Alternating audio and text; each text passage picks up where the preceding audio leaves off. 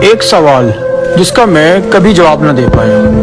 صاحب کا کہنا ہے کہ مجھے ایک چوڑیاں بیچنے والی لڑکی سے محبت ہو گئی۔ ہم کبھی کبھار ملا کرتے تھے، لیکن مجھے اس کی عادت بہت اچھی لگتی تھی کہ وہ جب بھی کہیں جاتی تو میرے لیے کوئی نہ کوئی تحفہ ضرور لے کے آتی تھی۔ ایک دن ہم ملے تو مجھے کہنے لگی میرے نال شادی کر سیں۔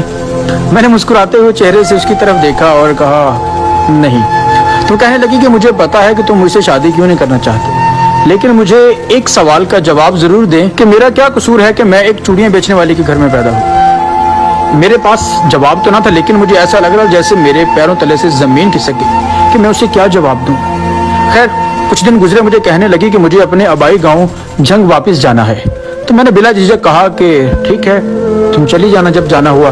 تو اس کا یہ تھا کہ شاید مجھے روکے گا، میں نے اسے نہیں روکا تو اپنے گاؤں واپس چلی گئی۔ اس سے بچھڑے ہوئے بہت وقت گزر چکا تھا۔ میرا اپنے دوستوں کے ساتھ ہیر رانجھا کے مزار پہ جھنگ جانا ہوا تو جیسے ہی ہم واپس آنے لگے تو ہم دوست آپس میں کھڑے باتیں کر رہے تھے کہ اچانک مجھے ایک نرم ہاتھوں کی نرمی محسوس ہوئی۔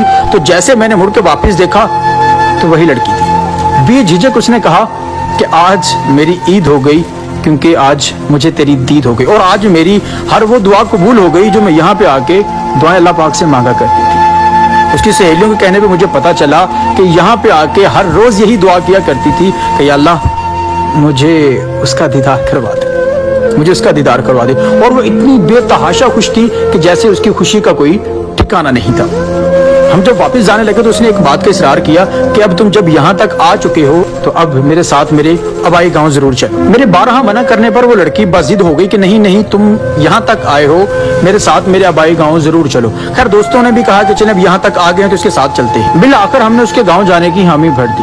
جب ہم نے حامی بھری تو اس نے پیار بھری نگاہوں سے میری آنکھوں میں آنکھیں ڈال کر ایک سوال کیا کہ مجھے آج تو اس بات کا جواب دے دے کہ اس میں میرا کیا قصور ہے کہ میں ایک چوڑیاں بیچنے والے کے گھر میں پیدا ہوئی۔ ہمیشہ کی طرح میرے پاس اس کے سوال کا کوئی جواب نہ تھا۔ میں نے اس کی طرف پیار بھری نگاہوں سے دیکھا اور کہا کہ چلو تمہارے گاؤں چلتے ہیں۔ وہ بھاگ کے گاڑی کی فرنٹ سیٹ پہ ایسے بیٹھی کہ جیسے اسے دنیا کی ہر چیز مل گئی ہو۔ ہم جب اس کے آبائی گاؤں میں پہنچے تو اس نے اپنی سہیلیوں کو مزید اکٹھا کر لیا اور اس کی اماں کہنے لگی بیٹا یہ اللہ سے بھی پہلے تیرے نام کی تسبیح پڑھتی ہے۔ میرے پاؤں جس طرح کے لڑکھڑا گئے ہوں کہ یا اللہ میں تیرا گناہ گار تو نہیں ہو گیا کہ کوئی ایسا بندہ بھی ہے تو اس سے پہلے جو میرا نام لیتا ہے۔ خیر اس نے ہمارے لیے ایک بہت ہی لذیذ سا کھانا تیار کیا۔ ہم نے کھانا کھایا۔ کھانا کھا کے جب ہم واپس نکلنے لگے تو اس نے اصرار کیا کہ کچھ دن رک جاؤ۔ خیر ہم رک نہیں سکتے تھے، ہمارے پیچھے کے بہت زیادہ کام تھے، لیکن جب ہم واپس نکلنے لگے تو اس نے پھر سے ایک سوال کیا کہ اب جا تو رہے ہو، مجھے ایک سوال کا جواب دے دو کہ اس میں میرا کیا قصور ہے کہ میں ایک چوڑیاں بیچنے والے کے گھر میں پیدا ہوں۔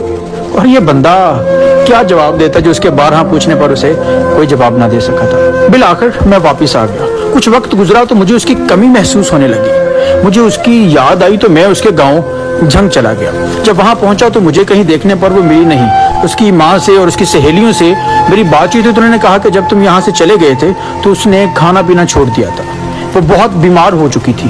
بالآخر ایک دن ایسا آیا کہ وہ اس دنیا سے چلی گئی، لیکن وہ جاتے جاتے ایک سوال چھوڑ گئی کہ جب وہ آئے تو اسے ایک سوال ضرور کرنا کہ اس میں میرا کیا قصور تھا کہ میں ایک چوڑیاں بیچنے والے کے گھر میں پیدا ہوئی۔